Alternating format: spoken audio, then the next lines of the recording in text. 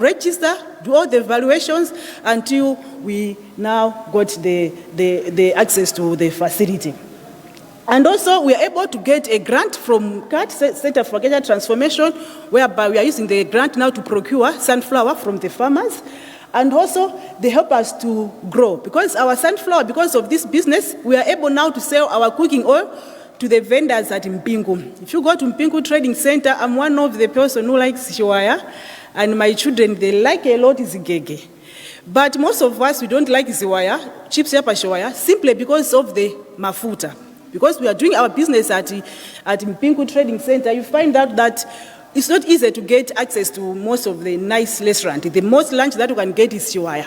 But most of us were discouraged because of the cooking oil. So I know I've got specific vendors at Mpingu and also at Shiteze, at Insundwe, whom we supply our cooking oil. And the moment you eat our cooking oil at those places, you find out that it will be nice. So we've got about 5 or 10 vendors that we supply our cooking oil for them to go to do Shiwaya.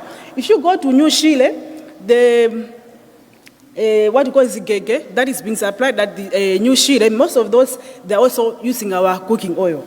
And also we have provided market, easy access to market for the farmers that are growing sunflower in those areas. So provide the market. Soon after harvest, we go and buy them. And we buy them at very competitive prices. Normally we use the government farm gate prices. And we're also able, because of this, to purchase the machinery because of this, and also we're able to supply the livestock, the sunflower cake. We've got contracts with our livestock farmers who come to buy the cake. And we have also provided employment for over 30 workers, both at the farm and also as extension workers. And we can actually claim that the MCM investments, through partnership with NBS Bank, we have impacted to the growth of in terms of increasing income for the smallholder.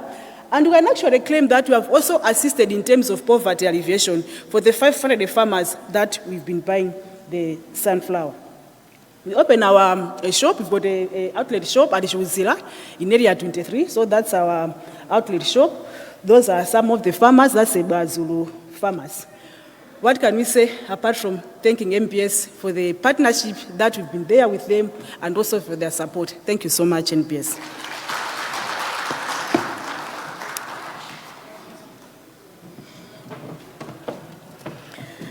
I know that we can all do better than that. A bigger round of applause.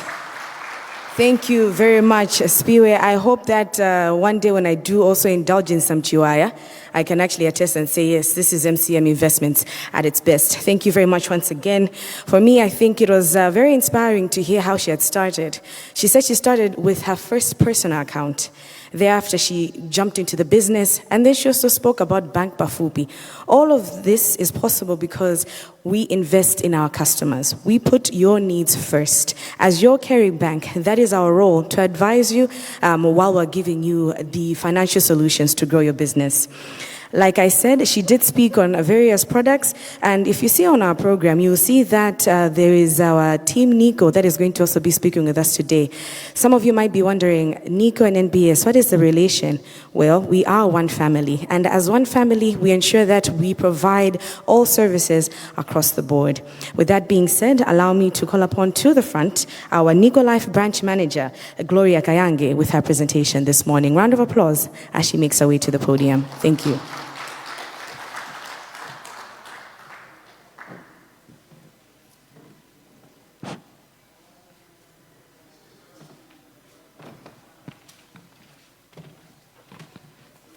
Thank you very much, Sharon. Good morning, ladies and gentlemen. My name is Gloria Kayange, and as Sharon has said, I am the branch manager for Nico Life. Today, I will be talking about Nico Life as well as Nico Pensions, so 5 minutes of your time. So, as Nico Life and Nico Pensions, we basically belong to the same family as NBS Bank. As you can see, I hope it's visible from your end, or is it too small? But anyway, we do have a couple of companies that are under the Nico group. So we have NBS Bank, we have Nico Life, Nico General, we also have Nico Pensions, Nico Technologies, Aries Properties is also there, and Nico Capital. So collectively, we basically make up one NICO. And our philosophy is that we want to make sure that we drive our operations to talk to or to answer the needs that our customers basically have. So let me talk about pensions. As business owners, for sure, we don't really want to have the issues of having to deal with disputes that come because of our employees. And because of that, we do know that there's a Pensions Act that's basically there up and running, and that governs us as employers to make sure that we provide pension schemes for our employees. So as NICO Pensions, we basically administer pension schemes. And we administer pension schemes not only for, the smaller schemes or the bigger schemes. Basically, we are able to provide services for both segregated as well as non-segregated funds. So it doesn't matter whether your fund is worth 10 billion, 100 billion, we are able to basically provide services to you in terms of pension. It doesn't matter whether you have 5 employees or you have 3 employees and you feel that you're too small. That does not apply with us. We are able to provide pension services for any organization that basically meets the criteria for having to have pension for their members of staff. So what can you get when you enroll with pension, NICO Pension? With NICO Pension, basically what you should expect is that the funds will be very stable. There's financial stability with working with us. We have a very good investment management company that basically backs us, and that is NICO Asset, who basically work towards making sure that the funds are invested well, and making sure that there's a good return that comes for the funds that are invested. So you are sure that if you bring your pension scheme to NICO Pension, you are guaranteed that basically the funds for your members of staff are very secure. We also have a very good system. We have a robust system that basically speaks to members of staff directly. So long gone are the days that you would have people knocking on the HR's office saying, "Oh, we'd like to see what the statements for the members of staff look like." So if you have unions, you'd find a union leader knocking on the door and saying, "No, we want to see people's pension statements." No longer do we do that nowadays. Nowadays, we actually have a system that basically talks to the members of staff directly, so they're able to log onto the system and be able to check their contributions. They're able to basically also check what is sitting in their party at that time. We will have a video later on, and you basically get to appreciate what our system can do. So under NICO Life, we also have various products as well. And one of the products that we have is also the mandatory group life assurance scheme. Under the group life assurance scheme, what we are doing is we're ensuring the lives of the employees that you employ. So according to the Pensions Act, you are to make sure that you have a life assurance scheme that is up and running in the case of death of an active employee. So what is basically paid out according to the law is a minimum of 1 annual salary that goes towards the beneficiaries of this member. So instead of you basically keeping those funds, because we have heard in instances where we go to visit other prospects and they'll say, "No, but it's a bit too much. We just can't give NICO Life a lump sum for this person." No, it doesn't work that way. Basically, we do give you, we basically quote your account according to the number of staff that you have and the risk that you present. So it's a very, very small margin of a fee that goes to making sure that you insure your members of staff. On top of that, we also have group funeral schemes. We also have group credit as well as we also provide individual life policies. So as individuals, you are actually able to take out life insurance products as individuals. We have various products under the individual life. We have savings policies, we have life policies, we have one which is basically a combination of the two, and they're basically very, very helpful when it comes to basically trying to put funds away so that you can use them on one rainy day. So please do see us later on our pavilion, and we will gladly take you through the life insurance products. So on the group life, as I said earlier on, this is where by law you're supposed to make sure that you cover your members of staff. And this basically is there to make sure that we mitigate the suffering of the dependents after the member of staff or the breadwinner has basically passed on. And this cost is also borne by the employer, so the employees don't actually bear this cost because it is a mandatory cover that basically needs to be provided by the employer. So, as I said, it's very, very affordable. Please don't think that it's something that is out there and it should scare you. Please do come and talk to us. So an illustration of how the group life works is that, as I said, it's the minimum by law is that you give out 1 annual salary in case of death of your employee. But you can go as high as 3 or 4 annual salaries. So if a person, let's say one of your employees receives 200,000 and this person has basically passed on while in active service, if you're covered for 1 annual salary, 1 annual cover, then basically what is going to be paid out is the 200,000 times 12, which is 2.4 million. And this is paid out to the pension administrator for them to basically put these funds together with the pension funds that you were contributing for this member of staff. Once this is done, then this is now distributed to the beneficiaries of this member of staff. And the same applies for the 2 times as well as the 3 times annual covers. Last but not least, let me talk about funerals. It's no longer a taboo now to talk about funerals. Am I right? Yeah. So because of that, I believe that it's always good to prepare beforehand. We should always be prepared. I don't know whether it's based on our culture, but normally we've noticed that if a funeral happens and basically this member of staff is with you and they've lost somebody, a loved one, they'll come and knock on your door as an employer. So they say, I've lost my mother, or I've lost my child, I've lost my cousin, and so on and so forth.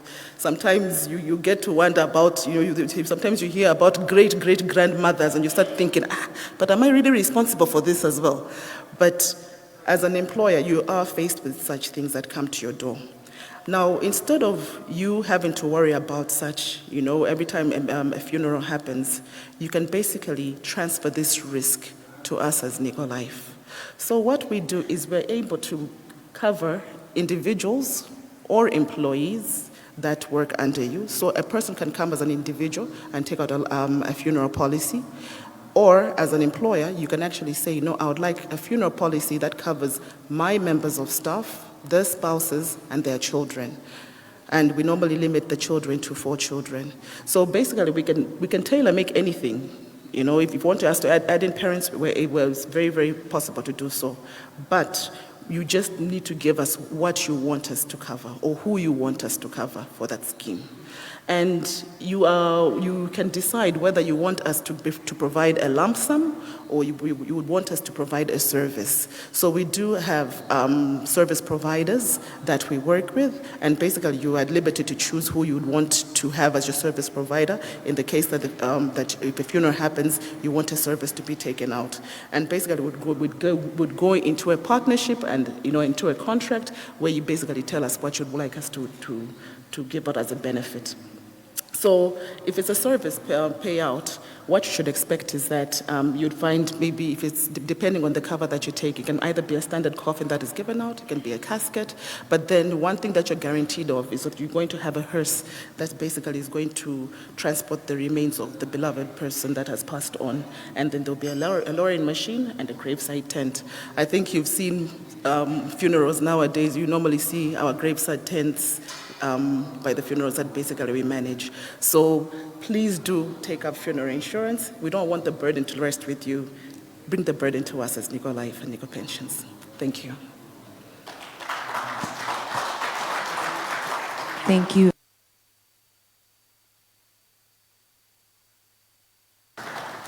The reason why we are one Nico is because we ensure that all our customers across the board are assisted in one way or the other. We look at your future, we look at the present, but we also make sure that even after you, who is going to benefit from all the investments that you choose to make today. Next on our program, we have Zalimba Makawa as well as Alinani Chikafa, both from Nico General, that are equally also going to tell us what they have in store for us today. So please, Zalimba, may I kindly welcome you to the stage. Round of applause, ladies and gentlemen. Thank you.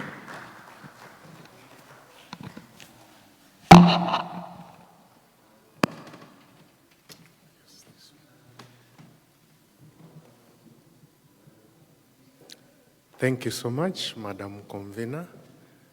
Good morning, everyone. Good morning, colleagues. Thank you so much. My name is Zalimba Makawa. I'm the head of business for Nico General Insurance Company, and I'm based here in Lilongwe. I'll do a brief introduction about Nico General Insurance, and my colleague, Alinane, will do the presentation. So when you hear about general insurance, it's to do with property insurance, your assets. There are 8 insurance companies here in Malawi, and Nico General Insurance is the #1 insurance company because we command 35% of the market share. And the other 7 companies, they share the remaining percentage. We have our head office in Blantyre along Haile Selassie, and we also have a service center at Chichiri Shopping Mall, which is commonly known as ShopRite Shopping Center. And we also have a branch here in Lilongwe in Nico Center, Old Town. That's where our office is, Alinane and I. And in the northern region, we have our offices in Mpiko Building, which is along Oton Chirwa Road. For those who buy motor vehicles from Japan, the main port is Dar es Salaam, and we also have a service center at Songwe border. So you can buy insurance from Nico General right from Songwe border. One of our core values at Nico General is innovation. We've been innovative enough as we are the only insurance company which is assisting clients from Certificate of Fitness centers, the COF centers.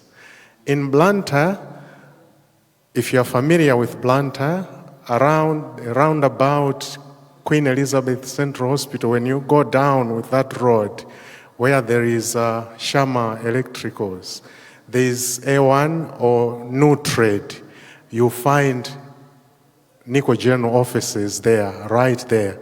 We want our customers, when they are doing COF, they should also buy insurance from Nico General. In Lilongwe, there are 3 offices in the COF centers. #1, New Trade, next to road traffic.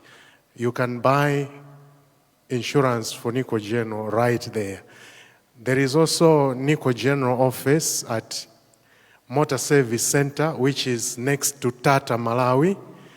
And there's also another Nico General office at Tire Trove, which is behind the roundabout at Amina building. We call it Tire Trove COF Center. In Mzuzu, there is also Nico General office at Mzuzu Panel Beaters, which is opposite the road traffic in Mzuzu. So you can see that we have conveniently placed our offices to serve our customers better. In terms of claims, we are a rated company by an international rating firm for our claims paying ability. When you submit all your documents and you sign agreeing that this is the amount that Nico General will pay, the law says that we should take 14 days to pay. That's what the regulator says, the Reserve Bank of Malawi. But at Nico General, we challenged ourselves and curtailed the period to 7 days. So when you're submitting the documents, you also submit with your bank details. At Nico General, you don't have to come and ask for a check. We transfer the funds straight into your bank account. No need to hear that, no, the signatory is not in the office. No, we transfer the funds electronically. We are the natural choice as Nico General. Thank you so much for your attention. Please enjoy the presentation from my colleague, Alinane. Thank you.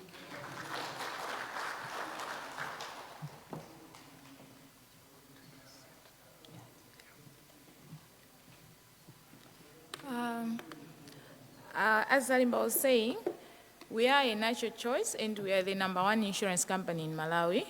And we offer the best property insurance in the industry. What everyone else is doing in the industry, they are copying Nico General. They are trying to be what Nico General is. So I would say you are privileged to be part of NBS Bank, which is going to enable you to be clients of Nico General and enjoy special rates. Because if someone is coming through Nico General and they are also part of NBS, they are clients from NBS, we give them special rates. So you need to think that you are privileged to do that. As I said, we do property insurance. Let me ask you this. How many of you would be able to replace your house or your property if it goes up in flames today? If say you receive a phone call that the house is in flames, how many of you would be able to replace it in a day or a week or even in a year? There are few people who will be able to do that based on the Malawian economy and so many factors. So as Nico General, we came up with policies to secure that. So there is fire and allied perils insurance. This one covers for accidental loss or damage to property due to fire, lightning, storm, flood, earthquake, impact, limited explosion, and other risks associated. We're saying we cover accidental loss to property.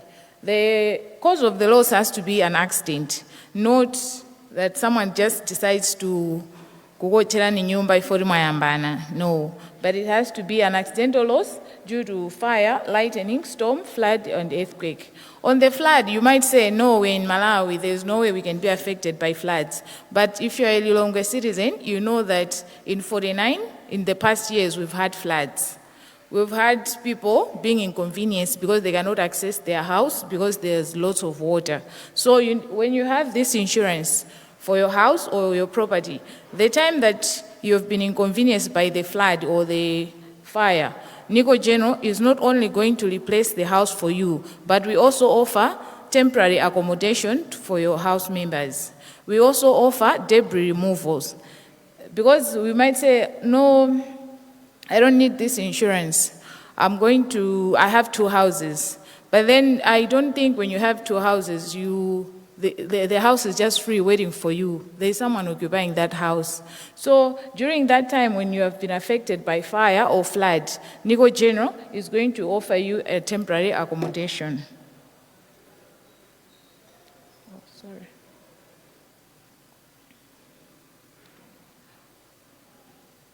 The other insurance that you can take is household insurance. The fire and allied perils applies to your business, but this one applies to your household. In this house owners and household insurance, it covers accidental loss or damage to private dwelling house, outbuildings, fences due to fire, impact, and flooding. In the householder section, it covers your contents of the house. As I was saying, you insure the house, but you also need to insure the contents. So when you take out this insurance policy, you are covering the house as a building, and you're also covering the contents inside the house. Because during the fire, it's not only your house that's going to be affected, but also your property, and you need that property to be replaced. So if you take out this house owners and householders insurance policy, you're going to be covered. And the most popular insurance that everyone is aware of is motor insurance. You might think that, oh, I know motor insurance, but most of us, we don't know what it really covers, and we don't know what we are entitled to. So our motor vehicle insurance, it covers for accidental loss or damage to the motor vehicle, theft of the motor vehicle, theft of accessories, third-party property damage, third-party bodily injury and death, third-party loss of use. What it means is, when you take out comprehensive insurance, You are protecting your car as a whole. You are also protecting third-party road users. As it's saying, accidental loss or damage to motor vehicle. Any accidental loss or damage to the motor vehicle is covered under comprehensive insurance. And also, during the accident, you might be the one at fault. You have damaged a third-party car. You have damaged, let's say, 3 cars. NICO General is going to cover that under your comprehensive insurance. And during the course of the accident, you have injured or you've killed few people. NICO General is going to compensate you for that. NICO General is going to compensate the third parties. They are going to repair your car. They are going to repair the third party's car. They are also going to compensate the people that you have injured during the course of the accident. There is also third-party insurance. Our third-party insurance is the cheapest insurance in Malawi.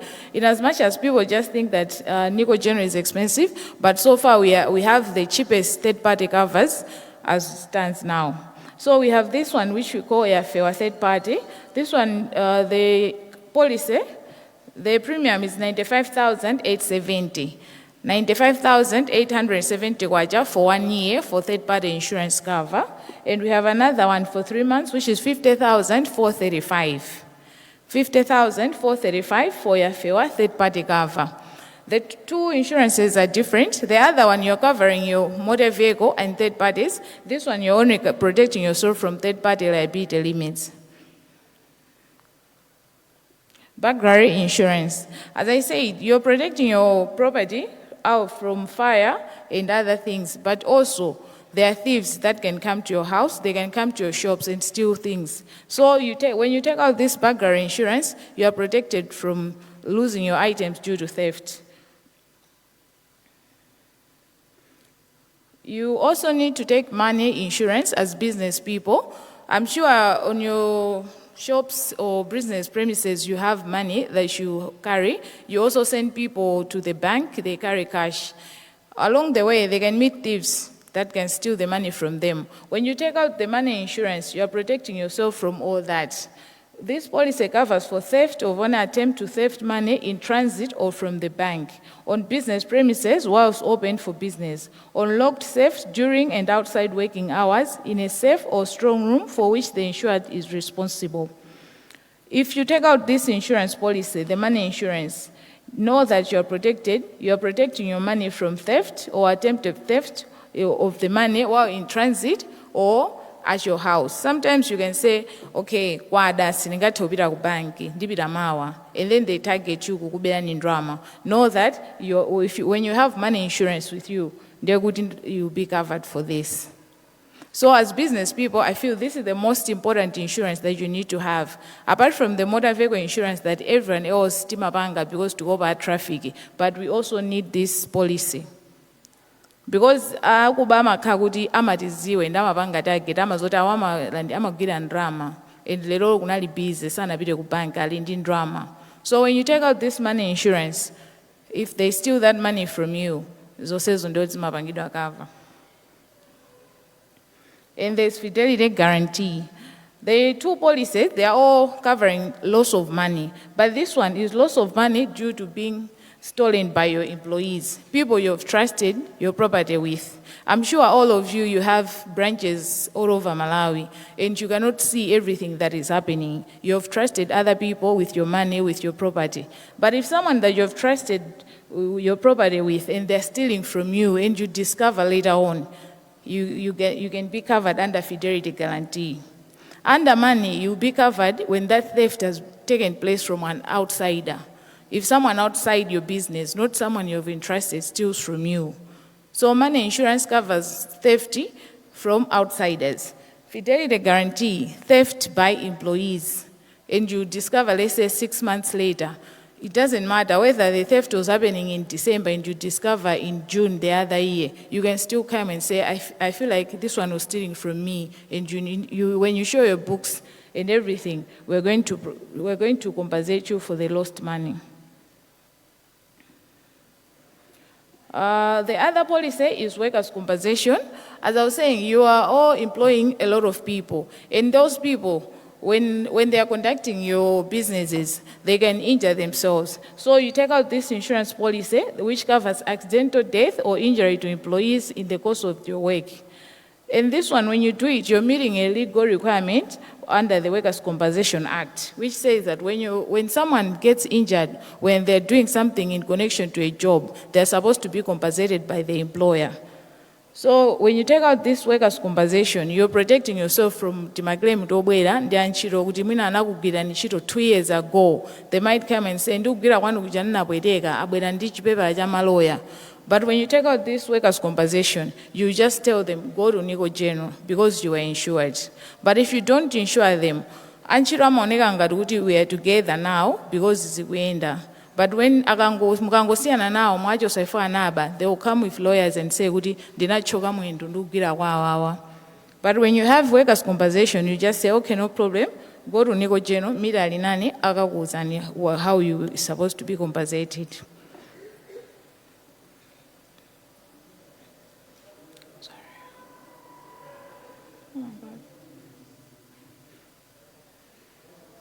Sorry for that. The other policy that I feel you all need is travel insurance.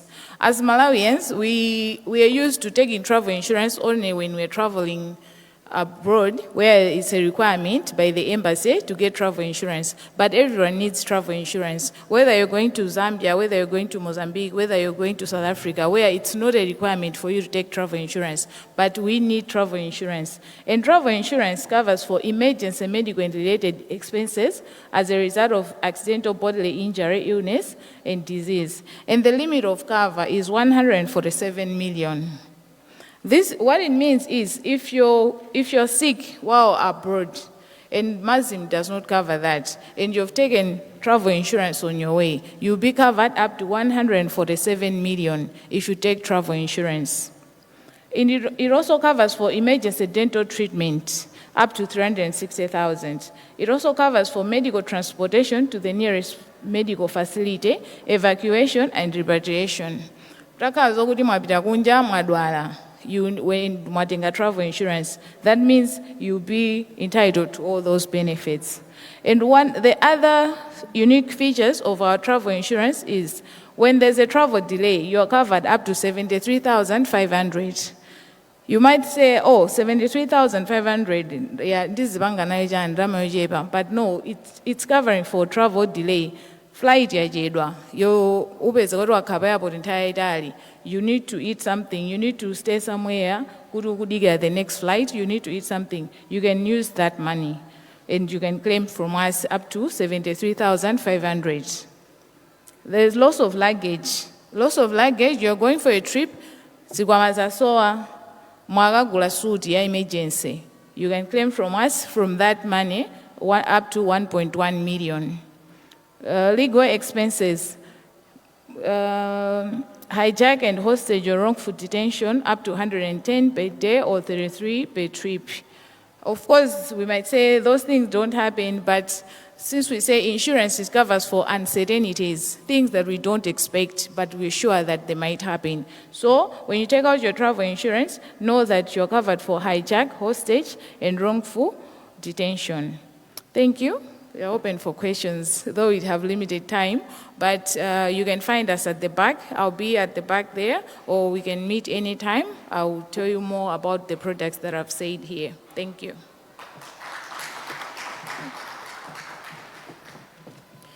Thank you very much, Alinane. Ensuring your life now for the future. That is the takeaway that I got from that presentation. Still in the spirit of One Nico, there was a moment where Gloria had mentioned about a robust system. That is what, as NBS Bank, we do. We make sure that we make your life easier. We make your banking much easier through the various technological advancements that we develop. So allow me to kindly call upon Business Development Manager for Nicotech, Mike Leod Nyanda, that is going to take us through the technical side and how they can assist with your businesses. Round of applause as he makes his way to the podium. Thank you.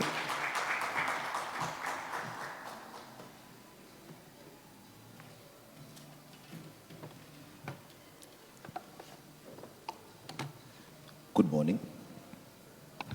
Good morning. So mine is going to be a bit interactive. because I've noticed you're all just listening, but we haven't gotten much feedback from you. So my name is MacLeod, and I'll take you through what Nico Technology does. So Nico Technology is the other arm in the group that handles technology. We've been doing technology for 20 years, and now we've graduated and said, no, let's now help the masses, the SMEs, NGOs, and the government. I think this one is better. All right. So, as SMEs, I would like to understand, what are your pain points?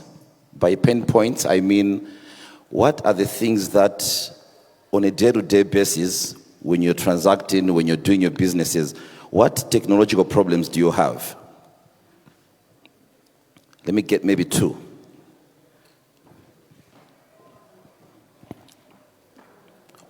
Or two or more, it's fine. Yeah, I think the main challenge is record-keeping system. Beautiful. Record-keeping system. All right, let me get another one.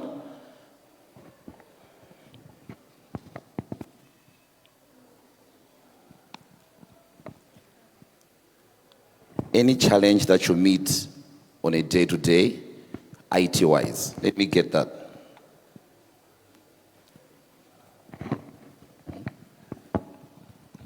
Loss of business opportunities because of manual processes or inefficient IT systems. Lack of digital processes. All right. Let me get the last one. Okay. All right. Sharon, here. The daily limit when you're trying to transfer money to another account. Daily limit of transferring money to another account. Yes. All right. That's on the bank now. All right. So, with my little research on what problems SMEs face, I came up with these, but not limited to these. You've got a limited IT budget, where it's a small organization, small company, which you can't afford to employ an IT officer. All right? So now you do everything alone. You basically have a flash disk, you put it in this laptop, you take it out, you put it in that laptop, you take it out. Sharing of information is done basically manually. You basically don't have the best internet to cover your needs because, as earlier on said, you've got a limited IT budget. Also, loss of data, or actually compliance to data rules by the RBM, which is a regulator. Okay, you might not be that fluent in IT, so that you can understand how can I protect my data. What do SMEs need? All right, this is where Nicotech now comes in with Nicotech Assist. So Nicotech Assist, what we're trying to do with Nicotech Assist is we're trying to launch an managed IT service where SMEs have a subscription to the best IT support in the country. Maybe I forgot to mention one part. We are the biggest IT company in Malawi, servicing the whole Nico group and now servicing other companies outside the group. So what we're trying to do, coming to your question, is we're trying to digitize your systems. So you can call us. I'll give you my number at the end. You can call us and say, all right, I am Mr. Fishani. I've got a small business, and I would like you to help me digitize my processes. By digitizing processes, what we're trying to do is we're trying so much to make the work seamless. Osati kuti abwana achoka ndeti kulephera kusaina cheki for yoti abwana kulibe. Abwana achoka tiwepo banga transfer drama. Abwana achoka basi ndokuti office yose kwene ayime. No. We at Nicotech, we're trying to help you digitize your processes. All the challenges that you have, we've got a solution for it.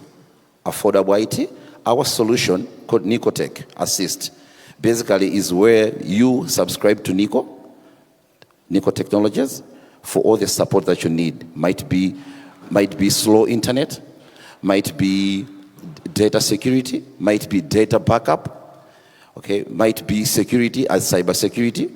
All those are packaged under one solution, which you only have to pay 25,000 kwacha per month, only. For 25,000 kwacha a month, you will be able to get Nico's best team to help you with your IT needs. I think 25,000 kwacha is fair, because we've got 60 trained, certified professionals in any IT aspect you can think about. Coming to your limited IT budget, with 25,000 kwacha, which is transparent pricing, will give you the best IT support. With 25,000 kwacha, we'll give you cybersecurity, which if you go out there to procure cybersecurity, antivirus solutions, you will not get that with that amount. So, in a nutshell, since I only have 5 minutes, but being me, I can talk forever about Nicotech Assist. But let me wrap it up by saying, if you want the best IT solutions, if you want the best help solutions, then always think about Nicotech Assist, which will help you and your business grow. Thank you so much. Thank you very much, McLeod. Indeed, Nicotech Assist, here to assist you in your various IT-related concerns, but also ensure you that your businesses advance in the technological age that we're moving in. Slight change in our programming this morning. You may notice that we were supposed to have Mr. Chisi, but instead we are going to just shift things around a little bit. Today we have been honored to have a guest speaker, somebody that I have known all my life, but very honored to have her share her knowledge in terms of how best SMEs can manage their finances, as well as ensure that record keeping and bookkeeping is up to par. Allow me to welcome to the podium Audrey Mwala of Sycamore Consult. A round of applause, ladies and gentlemen. Please do take notes. Please make sure that you do listen. Thank you very much.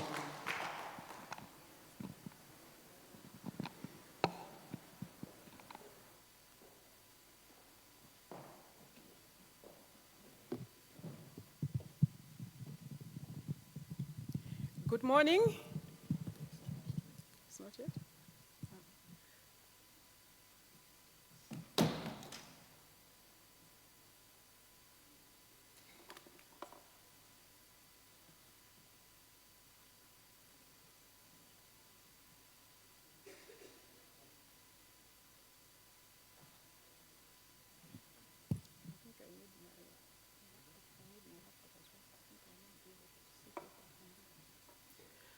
All right, good morning once again. How are you doing? I can see that we are all right. So this time, we're going to go through a presentation on a couple of issues that we can use in our journey of entrepreneurship. So today, I can see that we have a couple of entrepreneurs already, that one has already shared their journey, and someone will be sharing the journey, meaning that what we are going to talk about today may not necessarily be new, but then sometimes we go to church, but we already know what's in the Bible, isn't it? So sometimes it's a matter of reminding each other, sharing experiences, but also seeing the same thing from a different perspective. So today, we're going to share a couple of things which I believe that depending on which journey we are, at what stage we are in our entrepreneurship journey, we can pick a lesson that we can use in our journey. There is never an ending in learning. Am I right? All right, so I will start by acknowledging the fact that entrepreneurship is great. So we need to get excited by the fact that being an entrepreneur is a great thing. May I please see the hands of entrepreneurs in here? May I see the hands of entrepreneurs? All right, I can see some hands still down, and I want to find out, are you not an entrepreneur? Okay, let's see the hands of all entrepreneurs. All right, I can still see some hands refusing to go up. So my question is, are you not an entrepreneur? So maybe let's understand, what is entrepreneurship? Entrepreneurship is actually an exchange of value, service, goods that we offer to somebody in need of that service in return for a pay. So I'll ask the question again. Who is an entrepreneur here? And let me focus on the other side of entrepreneurship, which is the pay.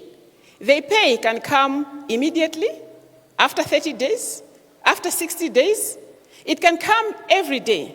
But as long as you're offering goods and services, your time, to somebody else, who in return, in recognizing that service, gives you money, you are an entrepreneur. I want to ask the question again. May I please see all the hands of entrepreneurs here?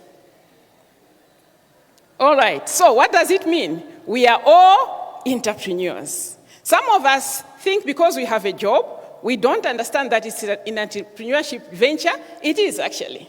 You are an entrepreneur working for that client. I've seen men and women that have come here to talk about Nico. By the way, you are entrepreneurs. Giving your services to Nico, giving your services to NBS in return for a pay after 30 days. And that is a business, and it better be profitable, it better start growing, it better be a business that you can look up to and say, this is how far I have gone after 20 years of giving service to my employer. So employment is actually the first step in entrepreneurship. So I just wanted to acknowledge the fact that when we look at entrepreneurship, it is a great thing because we are providing good. Entrepreneurship answer problems. They give solutions. They save other people. They are servants who get paid because they have provided a service. And actually, the more service you provide, the more money you are paid. The more people you save, the more people that pay you. So let's celebrate entrepreneurship. I would like us to just stand up and clap hands for ourselves for being entrepreneurs. Let's clap hands for ourselves. Let's clap hands for ourselves. Let's clap hands for ourselves. Thank you very much. Thank you very much. Thank you very much. You may take a seat. I want also to remind you that entrepreneurship is like a baby.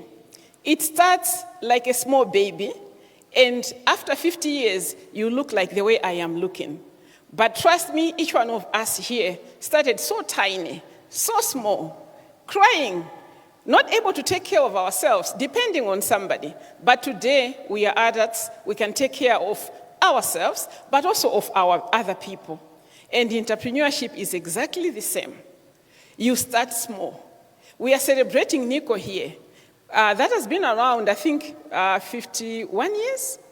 We are talking of NBS Bank. We have different organizations here, but trust me, they all started small. They have been growing along the way. And this is a strong message to us who look at ourselves as entrepreneurs and we look at ourselves as small. We will not end here if we know what we are supposed to go into, because every big industry that we see today started small. So we are just in a journey. So entrepreneurship is very common all over the world, and entrepreneurs are actually contributing so much to the economic development of different parts of the world. So you will notice that even in sub-Saharan region, the entrepreneurship has actually been growing annually between 15 to 18%. People are coming up to become entrepreneurs. And you also notice that loans are also going to entrepreneurs, growing also between 20 to 30%, whereby banks are giving these services. Microfinance institutions are also coming there to provide the loans. So you notice that a lot of entrepreneurs are accessing credit, and yet there is still a gap. There is still room for entrepreneurs to access more credit, as up to 25% of SMEs are accessing bank loans. Others are accessing informally.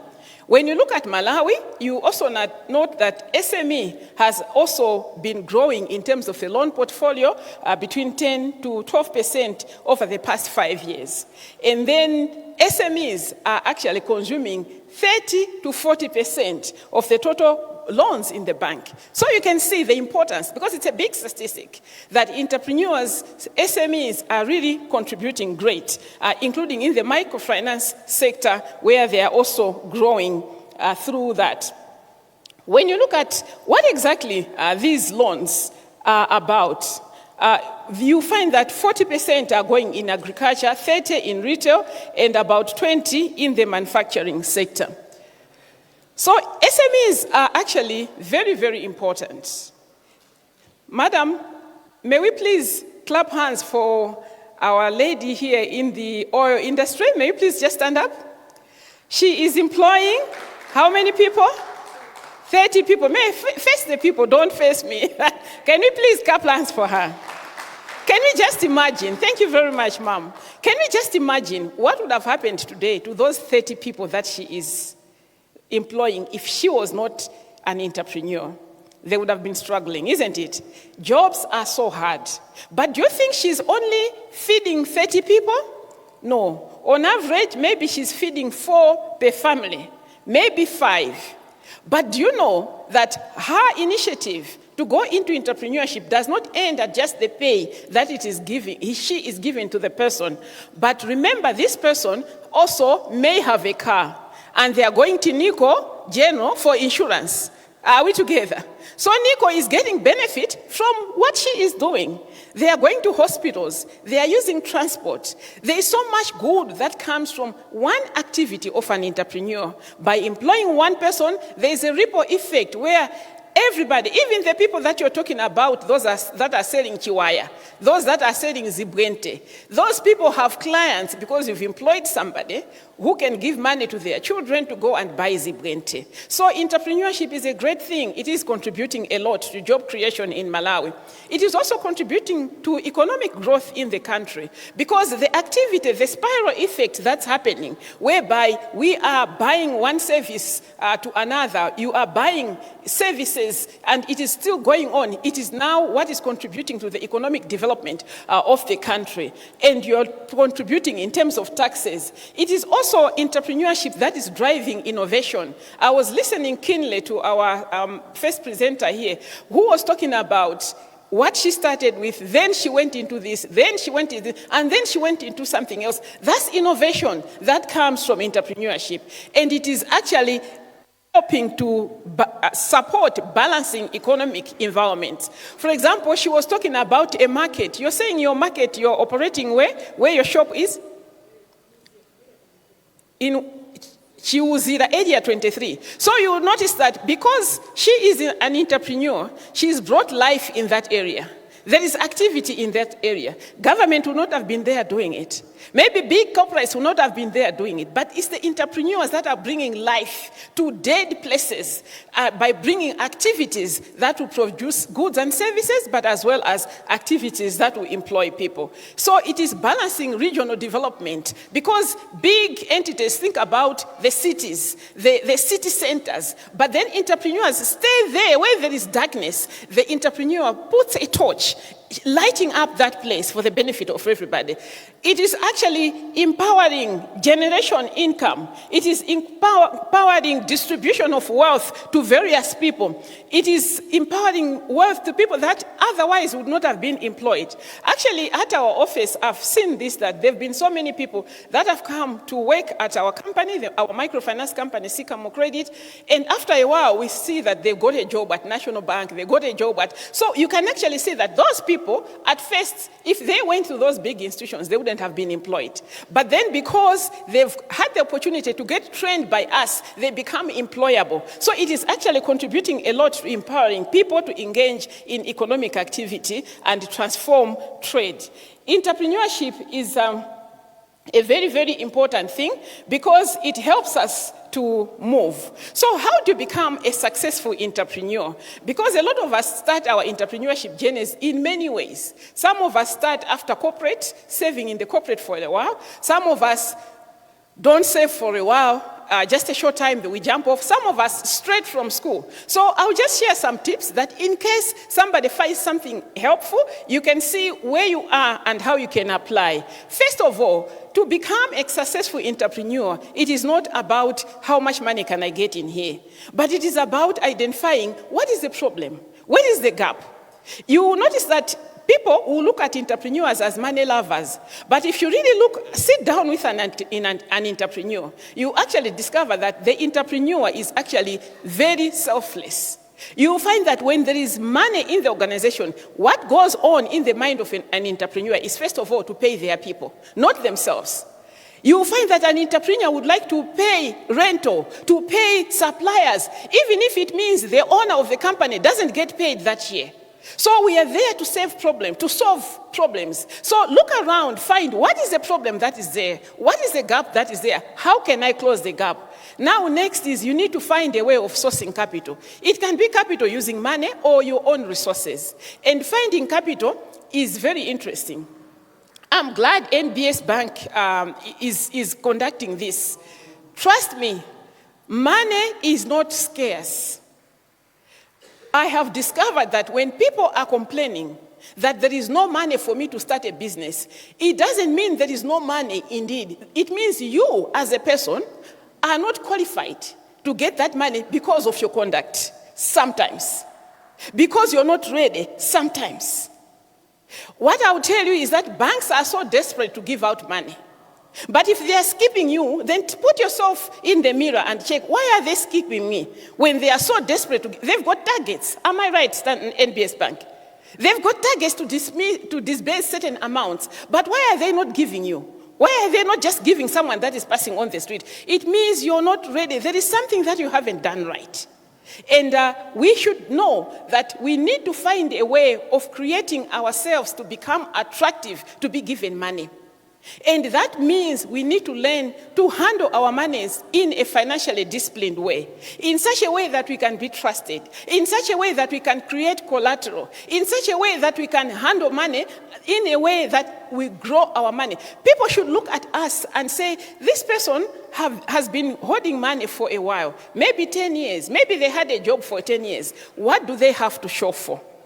Because if you have worked, for example, for 10 years, and you don't have anything to show in 10 years, it means even if the bank gives you the money, it will disappear. Are we together? So you need to learn to use what you have. You have to be trusted with your own money. Show that you are capable of growing your own money. Then the banks will come and say, here is the money. So this is something that is important, but also, even if you don't have the money cash, but you need to show that you can think outside the box. A lot of people that are in entrepreneurship, if you ask them, how much capital did you start with? Most of them will even tell you that it was very little or nothing. You need to learn to create capital without money. If you can't make money without money, even when you are given money, you will not be able to make money with it.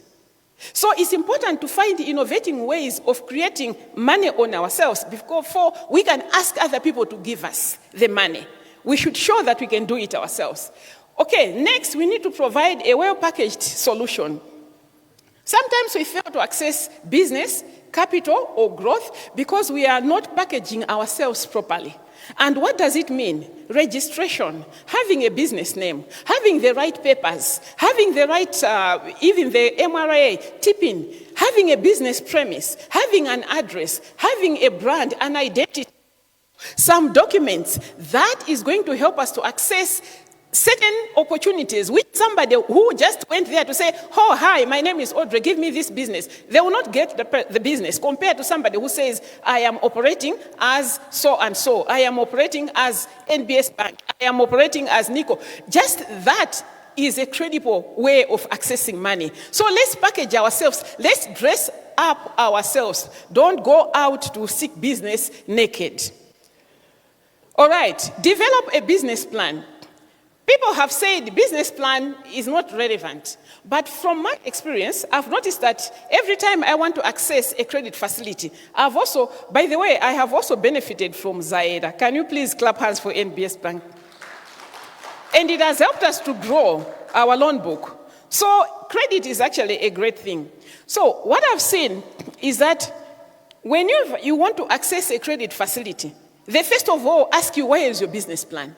So if you have not prepared it, you have problems. Preparing a business plan does not necessarily mean you should employ expensive consultants. A business plan is what you are thinking in your head, what you're going to do, what goods and services you're going to give, what price you're going to charge, how you're going to do, where will be your market, where are you going to operate from, and how much do you think you're going to charge. You project it over 5 years. You can put that together and call it a business plan. If you go to a bank, if they say it's not solid, you can ask somebody to support you. But even these days with internet, you can get something. Are we together? So get ready, be investor ready. You remember the term that you used, by making sure you have a business plan. Develop a burning passion. What I've seen about success in entrepreneurship is that you need to be very passionate. Extremely passionate. Thinking about it all the time, talking about it all the time. You actually get to a point where you are addicted. You have to get to a point where you have to know that this theory where people say, oh, work-life balance, I don't know if it really exists. Because there's a time for everything. I'm telling you that if you can think about the time when you were working, maybe let's say the time when you were at school, that time, were you not solely dedicated for school? Were you going out to find boys, men, going out to become a pastor, going out to go to discos, going out to start working? Were you going to manage to score your grades and finish school if you had to do everything at the same time? No. Okay? So we need to also understand that when we are in entrepreneurship, it is a serious business. It requires dedication. It requires us to sacrifice time for certain things because that is the season. Everything has got a season. A time will come when that business would have grown, where you can now fly all over the world because there are people that will take care of that business. But at the beginning, you can't start saying work-life balance. I will not work at 5 o'clock so that I can sit down and watch TV, relax. It will fail. That business will not go. You need to work extra hard at the beginning until the baby grows and matures, until you are big enough to attract people that are as at your level that can take that business to the next level. But at the beginning, learn to sweat. Is that clear? All right. Next, and by the way, people that will always say, work-life balance, check what businesses they have done themselves. They haven't. They're just talking. So listen to people that are in business, that have done it, and they know the truth of what happens in business. Focus. Hard work. Give it all until the baby has grown. Register your business. Open a business account. Madam, I'll ask the name again. What's the name? Spiwe. Don't be like Spiwe, who started with a personal account. Are we together? The bank said, no, this won't work. Open a business account. So you saw that when she opened a business account, that's when NBA said, now we can talk. But with your personal account, it wouldn't have worked. So let's remember, we should have a separate account from our own personal business. Create structures and systems. A business works well when you have structures and business. And at the beginning, you cannot afford very expensive people in your system.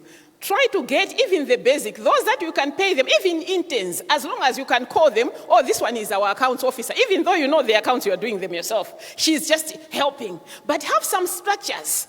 People should see that there are people in this business, not just you as an individual. Whereas you are growing, you start replacing them with better skilled people, and sometimes the very same people, they grow quickly in the system. Are we together? Now, I would like to agree with the gentleman from Nico. The name again, the Nicotech?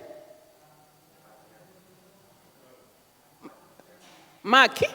Yes, Mark, you've talked about technology. I've paid a big price for not adopting technology from day one. This is something that I saw in our microfinance company. We started running and lending money using Excel, reports were working, but there's a limit to what Excel would do. There was a time when it couldn't work anymore. You ask the CEO, what is our loan book at the moment? If you ask him in the morning, he will tell you that we are at 500 million. But if you ask him at 2 o'clock, he'll say, no, I meant 450. You ask him tomorrow, he said, no, actually it's 300. Are we together? If you don't have a system, it will slow you down. Actually, one thing that I've discovered is that when you go through an IT system, it is actually an ingredient for profitability. The moment you have a system, you become profitable. I don't know if you are able to link the two, but I'm telling you it is a fact. When you have a system, your people don't have to start calculating things manually. The time they would have gone to look for business. You don't have to miss certain business opportunities because you didn't have proper records. Sometimes you have to retype the information again and again. If you had a system, that information from the client would have been already in your system. So to the extent possible, I'm actually very glad that Nico they're saying 25 only. Are you saying the truth? Aye, that sounds like for free, isn't it? I'm the first client. You know what? I want to encourage you people, go for technology and you will remember these words. If you are a technologically driven company compared to a manual company, you're going to move faster. When you are a manual company, you employ someone, they start doing things in their laptops, they do this. The time they leave the employment, do you know that you can hardly access the information? But if everything is in the system, you just continue. Let's pay the 25,000. Register us, please. We are all going to subscribe. Am I speaking for everybody? Yeah, we need this IT. All right. Start small. I have learned a big lesson. I've seen some people that have got very big plans. They want to have this business, so they have a grand plan. I want to do this, I want to do this, and they want to do it from day one. It doesn't work. A baby is born small on day one. It's a process.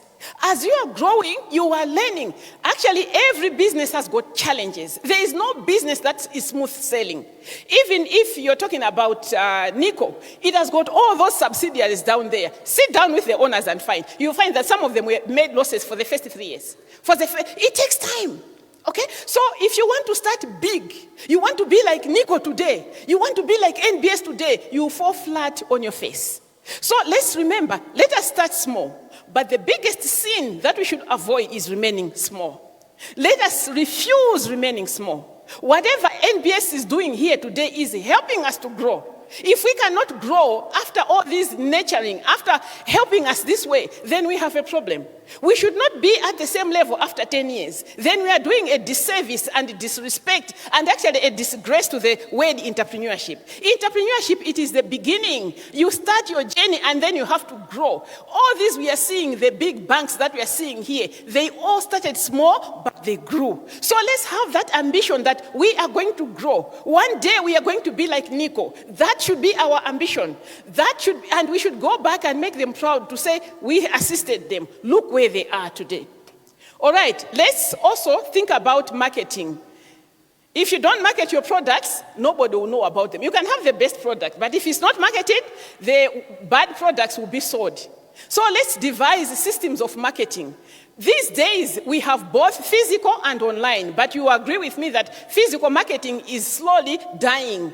It's not easy to meet every customer. So let's also adopt IT systems. Let's adopt social media. Let us adopt the physical and as well as combination with IT systems. Don't just focus on physical only. Let's market. Leverage on technology. We've talked about it. Separate your business from you. There are some of us that have started our journey, and I think I also heard it when Spiwe was talking that at first she was just using her own account. And you know, when you do that, you start taking the money from your business and start eating it. You start paying school fees for your children. There's a funeral, you take business money. There's somebody who has just called you to say there's an emergency. You start taking money from your business. That's stealing. That is theft. Let us remember, ladies and gentlemen, that when you register a business, you incorporate a business, it becomes an independent legal entity. It is not you anymore.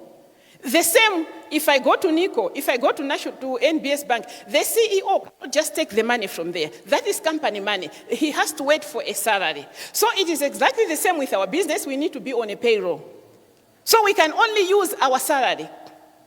We should not be busy paying school fees for our grandchildren, our uncles' children, our sisters' children from company money. No, we should pay from our salary. Once the company pays us, then we pay.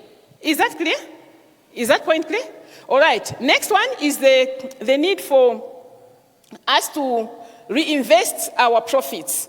It's important that we should grow, and growth comes from when you've made your profit, reinvest it in the business, reinvest it in other investments, even financial instruments. That would be like treasury bills, shares. You can invest, you can even ask the bank, NBS Bank, to help us that how can I invest this money that I'm making? Because the company needs to grow. So let's reinvest the money in the business. We also need to practice reading financial reports. We should understand the importance of financial reports because financial reports are a blood of an organization. We should also have financial discipline where we're not just mingling the money and use leverage.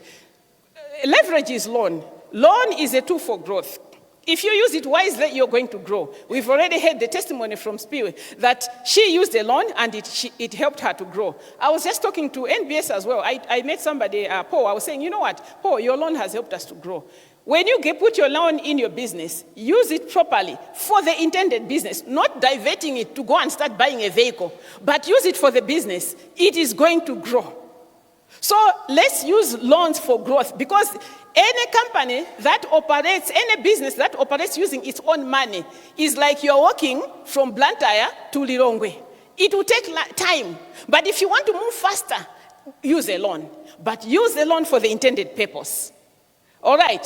We should also get tax advice. As the business is growing, one important area is to find an expert in tax. It's very important. You may not fully understand it when the business is small, but as it is growing, you need an input of a tax consultant. Otherwise, you end up paying taxes that you shouldn't be paying. So it's important to also learn that. Let's network and build strategies. Whenever you hear there's a business, a conference happening, something to do with your sector, pay for that. Don't say, no, my company is so small, it cannot participate. No. Pay, be part of it. There you're going to find some networks that are going to link you to areas that you never thought before. So it's important to network.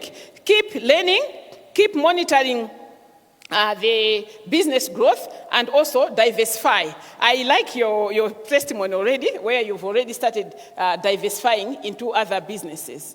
All right. So at this point, it looks like Okay. Now, let's think about financial statements. Financial statements, what are they? They are a form of record keeping, so they give us a clear position of our business. They are actually a way of us to be able to know whether we are doing well or not. I don't know whether I'm failing to move.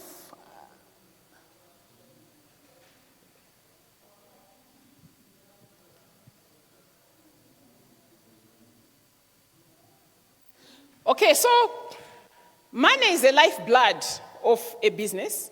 So we need to follow our financial statements and be able to see. So the financial statements are like a graphic picture of what our business is looking like.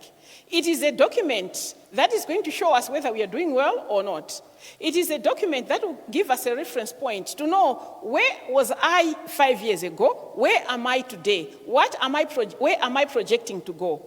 With financial statements, it is something that is going to give confidence. You remember Sipo talked about audited financial statements. You don't have to be scared about auditors. There are so many types of auditors. There are some who are just freelancers, some individuals that will not charge you a lot of money to audit your accounts. That's part of financial statements. You need to ensure that you have those, because if you don't, you're going to miss out certain opportunities. So let's just adopt it. So a financial statement is going to help you to assess performance. Because if your people that you are working with are not giving the results, or if you see that your results are not the same as what you budgeted for, then you see that there's something with your performance. It is also an accountability tool. People that are working in your business are going to be accountable when you are checking the financials, the results of the financial statements. So how do we start financial statements? We start by preparing a budget. So a budget would look something like this, where we project our income, but also we put all our expenses and we show the profit that we are going to have. You can have a 1-year budget divided by year, or you can have a projection even for more years. But typically, a budget, we do it for 1 year. So from there, you'll be able to see that how are we going to progress? I remember when we were doing this in our organization, as we were starting the year, it was almost like this, whereby we knew that our revenue is going to be here up to March. Then from March to June, it was going up here. And then from June to the end of the year, it went up. So you can actually project that how will our revenue look like. Okay, then you can also see the expenses to see which one is our biggest expense. So like for here, the biggest expense is a fixed cost. And you have to see how do we manage our fixed cost to reduce them so that they should not be too much. So we have to look at key financial statements that we need to understand. And I know that not all of us are accountants, but I'm telling you that please don't be scared of numbers and don't run away from numbers. When you are an entrepreneur, you are dealing with money. Are we together? So financial statements is money. So if you want to say, oh no, if his account is sitting in a bank, then you are saying if his andalama sitting in a bank, then what is the business? So make an effort to just understand what financial statements are. You have your own accountant, but you should also be able to understand what they are, and that will help you to better monitor. So the first financial statements have got so many reports. The first report is called an income statement. So this one shows you the income that you've made and then the expenses that you have paid. And then at the end, you end up with what you call a net profit. So if it is positive, then it means you have made a profit. If it is negative, then you've made a loss. That's, in simple terms, a financial statement. So in this case, I don't know if are you able to zoom? But I think you can see a little bit, isn't it? Okay, so this is just an example where you have your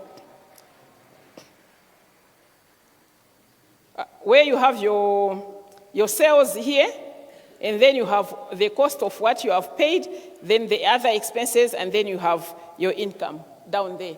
The second statement, so this one is just showing you, have you done well in that month, or have you done well in that year? The other one is the balance sheet. The balance sheet shows whether you are growing as a company or not. It shows how much assets you have, how much money you have compared to the loans that you have. In simple terms, that's what a balance sheet is. So you need to show that your balance sheet is growing. So you need to ensure that the assets are growing. So the money that you have, the goods that you have in your business, the buildings that you have in your business, they should be growing compared to the liabilities. That's what a balance sheet is. And most of the time when anybody wants to give you a loan, they want to see your balance sheet. So if you are growing bigger, then your balance sheet will also start growing bigger. All right, so next is, this is how it looks like, the balance sheet, where you have your assets up here, and then you have your liabilities down there, and you also have the money that the owners put in the business. All right, then the other statement is called the cash flow statement. This is now showing how much cash you have. You can have a big business like here. For example, this is a big building. People are coming. They are having some meetings here. But at the end of the day, is there money in the bank account? So this one shows whether you have money or not. You may be able to declare that, okay, we've made a big profit, but the cash is all gone. So a cash flow statement shows whether you have cash, because it will show you that, do you have the money to pay your immediate obligations, to pay your salaries? So that's what a cash flow statement is, and it also looks like this. So what you want at the end is that you should look at the cash that you are getting from the businesses that you are doing. If you have any investments, maybe you've bought some shares, maybe you've bought some treasury bills, the money that is coming from there, you want to show it there. And if you have put in any money, additional money, it shows. At the end, it has to be positive. If your cash flow is negative, you should be scared. Are we together? Your cash flow statement, if it is... Then the other statement is called the statement of changes in equity. So statement of changes in equity is where it is showing how are you growing now as a shareholder. If you had put in maybe 100 million in your business, it means the following year you have done business, maybe you've made a profit of 40 million, then your equity should now be 140. Then you do business again, maybe you've made a profit of 50 million the following year, then your equity should now be 190. Maybe you want to pay dividends, then you take out maybe 40 million from there, and then you remain with 150. So that's a statement of equity. So the idea is that the money that you have planted as a seed, it should be growing. So you know whether it is growing or not by looking at your statement statement of equity, of changes in equity. So those are the key statements in financial statements where it will show like opening balance and then the profit that you've made for the year, any contributions, any dividends paid, and then the closing balance.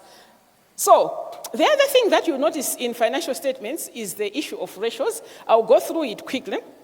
The ratios, they just show us whether we are able to meet our obligations. There's something called current ratio, where it shows that are you able to pay the bills that are due in that month or in that year. So that's what is called current ratio. So we look at the money that you have in the bank or what your creditors your debtors are owing you compared to the money that you're supposed to pay, the loans that you're supposed to pay in that year. So it's called current ratio. Okay, then the other ratio is profitability, where you look at profit margin to see whether you are making a profit from the things that you have sold, and another one will be the net profit margin, to see what is the percentage. Is your profit margin 50%? Is it 20%? Is it 5%? So that's, those are the ratios. Leverage ratio shows how much debt is in your company. So you make sure you check the amount that you have put in the company as a loan and the amount that you are putting in the company from your own resources. So if you have too much loan compared to the money that you have as your own, it can cause a risk that maybe you may not be able to pay. But I'm saying maybe because it depends on the kind of companies. Because sometimes you find that even companies like banks, they will have more loan compared to, it is the nature of the business sometimes. So you just need to check your leverage ratio. And the other one is called efficiency ratio. These ones I will not go into detail, but then it just shows us how quickly we are able to do our business. So business is about speed. We should not be excited that, okay, I've supplied this client, and then you go 3 months without supplying anyone, then you supply again after 3 months. No, then that's not quick enough. You are not efficient. You need to move faster. There has to be quick turnaround. So you measure that by looking at the efficiency ratios. All right.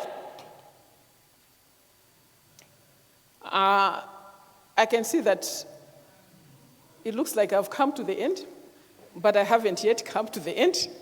So I need to know what's going on.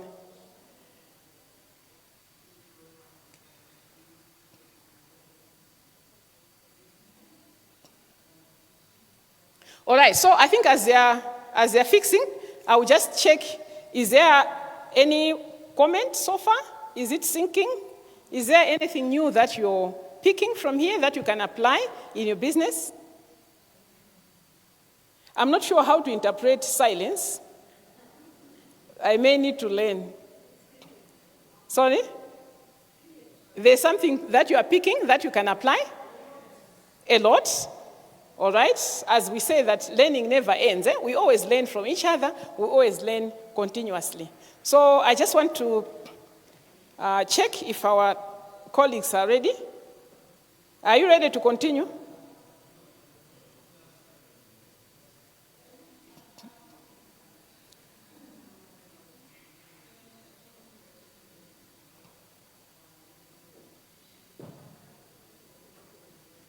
Sorry?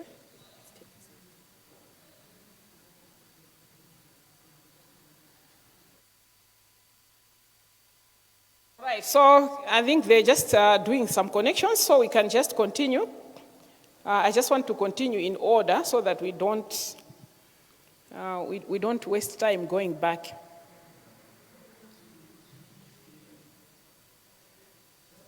So the other point that I was coming to next is debt management. So unfortunately, you will not be able to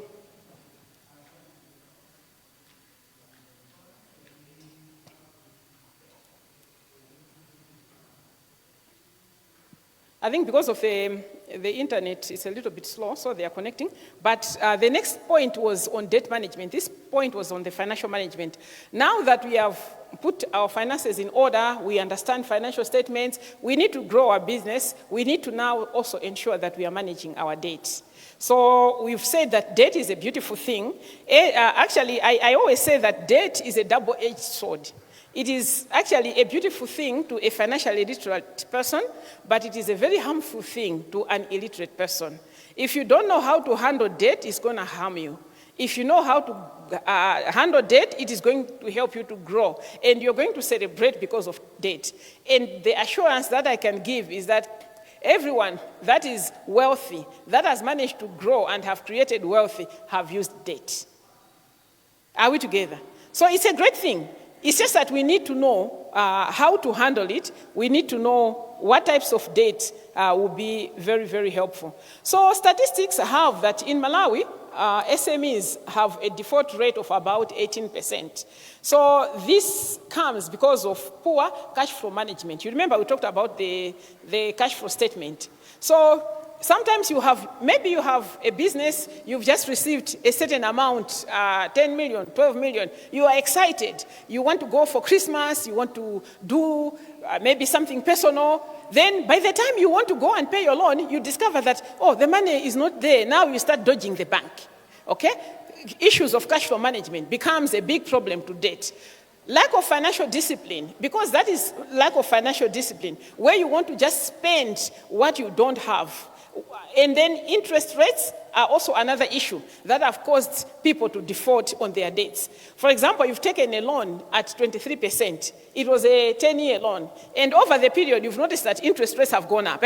So now, maybe your business, you were only managing to pay at that rate. When it has gone up, it becomes a problem. So that is a challenge that causes people to default in their loans.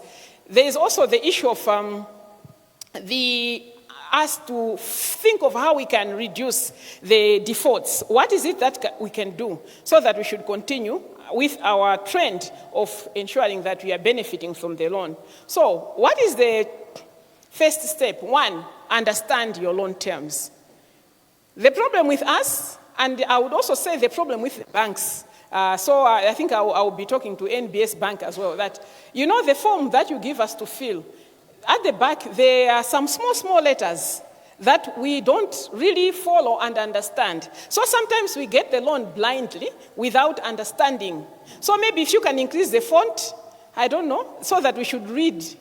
It will help us to really understand the terms. Because sometimes when we start saying, but why are you charging this? He said, no, it's on the conditions. Which conditions? He said, no, you now bring in that thing. But we didn't read it. So I would say that maybe help us to understand it so that we reduce defaults. We don't want to default. It's just that we didn't know that if we skipped, this was what was going to happen.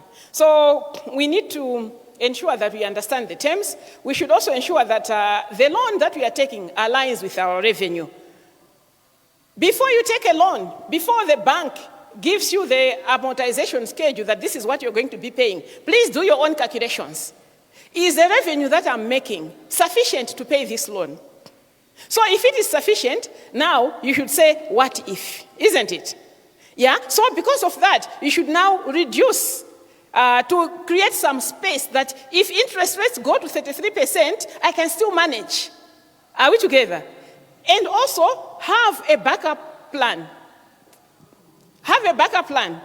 I remember when I was getting a loan from NBS, they took one of my houses as collateral.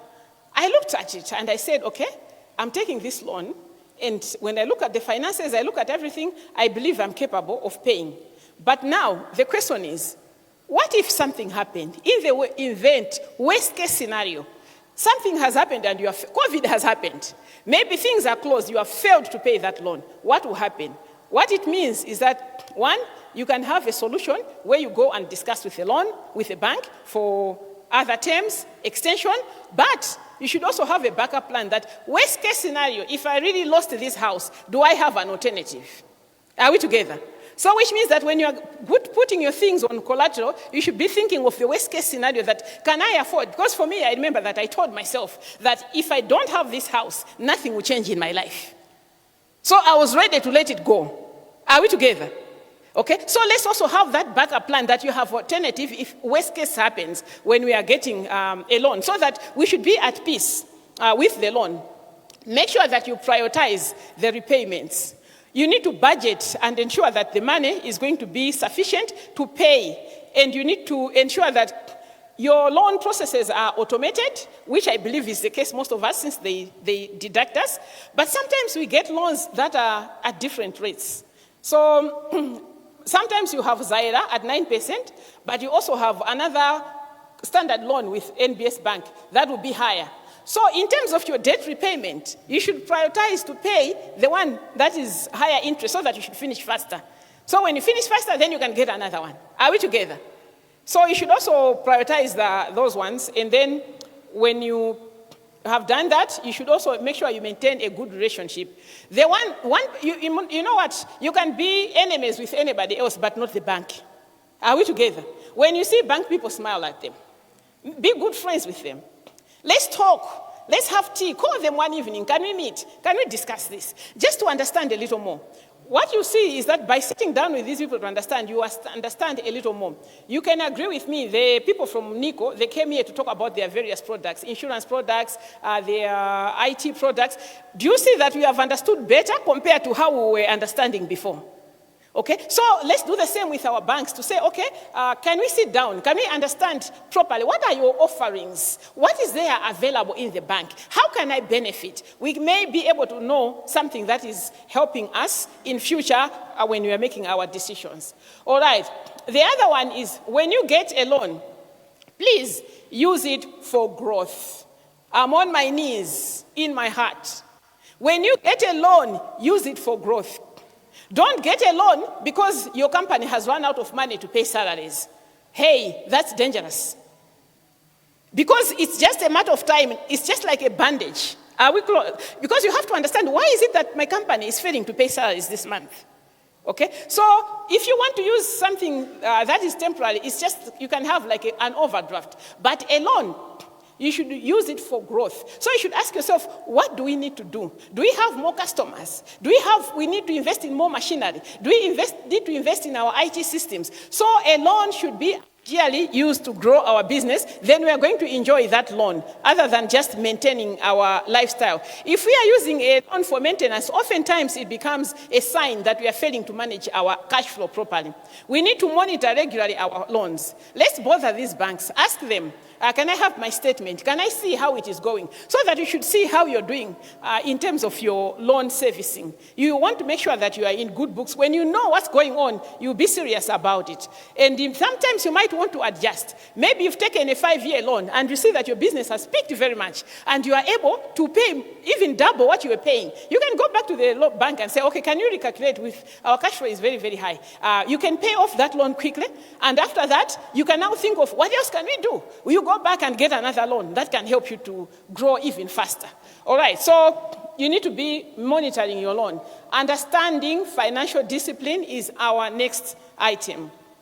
We need to be thinking about financial discipline as SMEs. So we need to be very, very conscious and controlling our spending. For us to be financially disciplined, we need to ensure that our spending is very, very well controlled. Don't be impulse buyers. Don't just make haphazard decisions without a budget. That's why we need that budget. It is a control. Okay, we also need to be thinking about sustainable growth. That's what financial discipline is going to help us. We should be thinking of wealth creation. As we are going through our journey of thank you very much, of entrepreneurship, we should be thinking about wealth creation. What is wealth creation? Wealth creation is the ability to create an asset that will keep on creating income in our lifetime and beyond our lifetime, so that there should be evidence that we once existed. By the time we are leaving the planet, by the time we are leaving this earth, we better leave something that when people say, you mean Mr. So-and-so existed, people should say, yes. What have they left? You have left an asset. Okay? So financial discipline is what will help you to generate assets. So some of the tips that can help us is to make sure that we are budgeting and we are planning and we are also setting financial goals and avoiding impulse buying. Just a minute.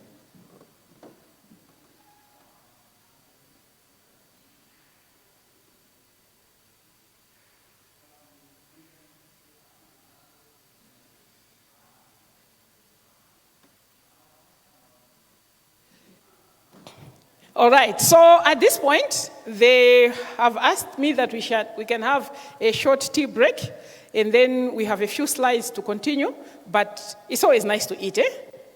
Most of us maybe came without taking breakfast, so maybe it would be the right time. So may we please have just a cup of tea and then we can continue. Thank you very much.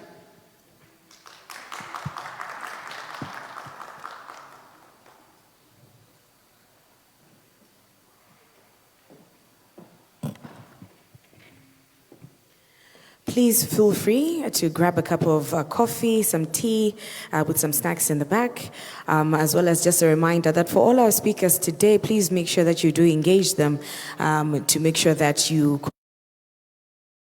DJ some music a little bit.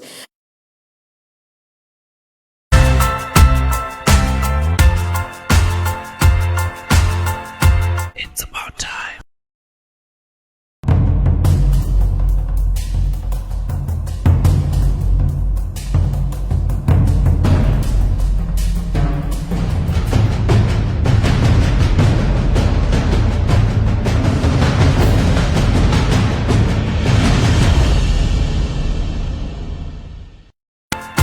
It's about time.